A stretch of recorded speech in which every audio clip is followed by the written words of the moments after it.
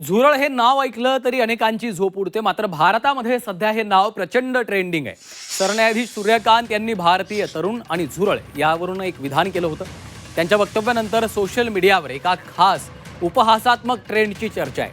त्या चर्चेच्या केंद्रस्थानी आहे कॉकरोच जनता पार्टी.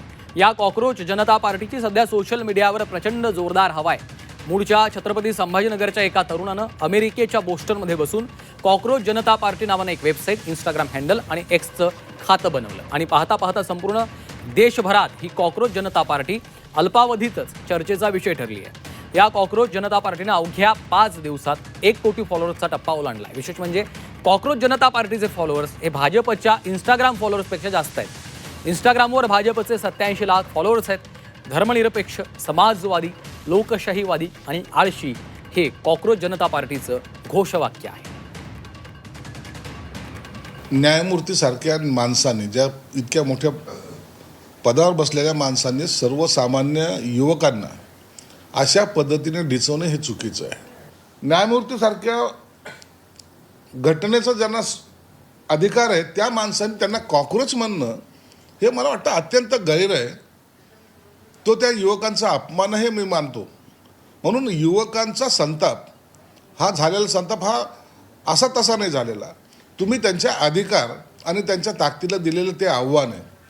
म्हणून आज जर तुम्ही पाहिलं, ही कॉकरोच पार्टी वगैरे ज्यांनी काढली त्यांचे इतक्या मोठ्या प्रमाणात फॉलोअर यासाठी व्हायला लागलेले आहेत की त्यांचा उद्रेक ते त्या माध्यमातून दाखवत आहेत. अशा पद्धतीची एखादी भूमिका घ्यायचा जर वेळ आली किंवा असा निर्णय घेण्याची कधी संधी मिळाली तर युवा पिढी एकत्र येते, ह्याचं हे मला असं वाटतं की मूर्तिमंत उदाहरण आहे. त्याच्यामुळं तो पक्ष पुढे जाऊन काय करेल, काय करणार आहे हे काय मला काहीच माहिती नाही. परंतु युवा पिढीच्या कधीही मला असं वाटतं की आपण असं म्हणतो की युवा पिढी ही देशाचं हित ठरवते. देशाच्या जडणघडणीमध्ये युवा पिढीचा देखील वाटा मोलाचा असला पाहिजे आणि म्हणून युवा पिढी जर विधायकरित्या एकत्र येत असेल तर त्याच्यामध्ये काही गैर आहे असं मला वाटत नाही. लाखोच्या संख्येने भारतीय कॉकरोच पार्टीला जे समर्थन मिळतं आहे याचा अर्थ या देशामध्ये मोठ्या प्रमाणामध्ये तरुण बेरोजगार आहेत, अस्वस्थ आहेत, चिंतेत आहेत. त्यांना भारतीय जनता पक्षापासून अपेक्षाभंग झालेला आहे. त्याच्यामुळे कॉकरोच पार्टीला एवढं समर्थन मिळतं आहे. हे या देशाचं दुर्दैव आहे.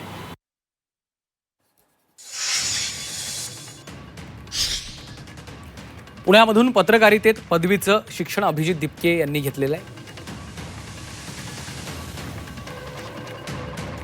उच्च शिक्षणासाठी सध्या अमेरिकेत आहे. बोस्टन विद्यापीठातून जनसंपर्क विषयात MS ची पदवी मिळवली आहे. आम आदमी पार्टीच्या सोशल मीडियासाठी त्यांना आधी काम केलेलं आहे.